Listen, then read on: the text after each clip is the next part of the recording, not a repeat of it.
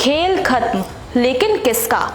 उत्तराखंड की राजनीति में दो दलों की मोनोपोली को उखाड़ फेंकने आ गया है तीसरा विकल्प। अगर आपको लगता है कि उत्तराखंड में सत्ता की मलाई खाना आसान है, तो अपनी ये गलतफहमी दूर कर लीजिए, क्योंकि देवभूमि के सियासी समंदर में एक और ऐसा चक्रवात आ चुका है जो बड़े बड़े किलों को ढहाने के लिए तैयार बैठा है। दरअसल उत्तराखंड की राजनीति में एक नई दस्तक ने हलचल बढ़ा दी है। देवभूमि के सियासी गलियारों में अब एक नया नाम तेजी से चर्चा में है। राष्ट्रवादी नवनिर्माण दल यानी कि RND पार्टी ने उत्तराखंड में अपनी सक्रियता बढ़ाते हुए संगठन विस्तार और जनसंपर्क अभियान का बिगुल तो फूंक ही दिया है। प्रदेश अध्यक्ष सौरभ वत्स ने साफ किया है कि पार्टी का फोकस युवाओं, किसानों, व्यापारियों और आम जनता से जुड़े मुद्दों पर रहेगा। उनका कहना है कि रोजगार, शिक्षा, स्वास्थ्य और जनहित से जुड़े विषयों को लेकर प्रदेश भर में संवाद शुरू किया जाएगा। वहीं राष्ट्रीय महासचिव अभिषेक त्यागी ने खुलेआम चुनौती दी है कि पार्टी सिर्फ चुनाव लड़ने नहीं बल्कि धरातल पर सिस्टम को बदलने आई है।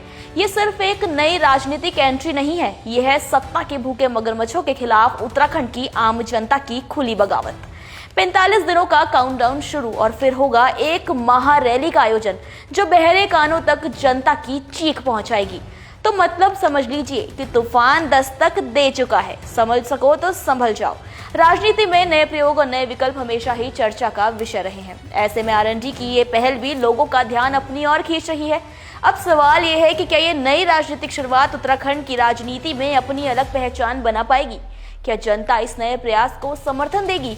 और क्या आने वाले दिनों में राज्य की राजनीति में कोई नया अध्याय जुड़ने वाला है? इन सभी सवालों के जवाब तो वक्त देगा, लेकिन इतना जरूर है कि उत्तराखंड की राजनीति में एक नई सक्रियता दिखाई देने लगी है और अगले 45 दिन इस नई पहल के लिए काफी अहम साबित हो सकते हैं।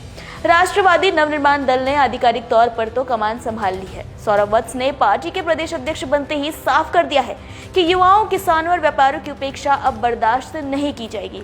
तो आपका क्या मानना है? क्या उत्तराखंड की राजनीति में नए विकल्पों की जरूरत है? अपनी राय कमेंट में जरूर बताइए।